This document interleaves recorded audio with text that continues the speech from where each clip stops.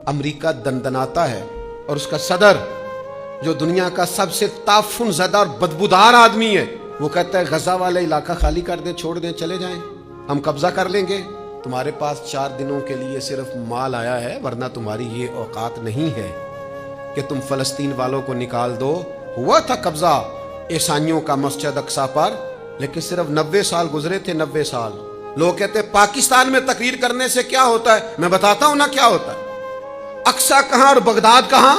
Baghdad के अंदर बैठकर एक दरवेश ने सिर्फ तबलीग शुरू की थी। सुनो हमारी तकरीरों से क्या होता है।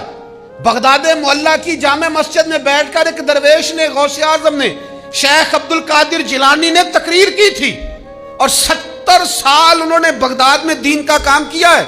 एक शख्स अपने बच्चे को उंगली से लगा के गौसे पाक की महफिल में लाया करता था, बिठाया करता था, ले जाया करता था। फिर वो बच्चा बड़ा हो गया, फिर उसने 70,000 की फौज बनाई।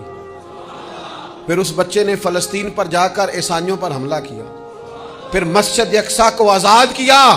मुझसे पूछना, मैं हवाला दूंगा। गौसे आजम की महफिल में अपने बाप की उंगली पकड़ के आने वाले उसी बच्चे का नाम सलाहुद्दीन अय्यूबी है। उसी बच्चे का नाम सलाहुद्दीन अय्यूबी। इनकलाब बर्पा कर दिया।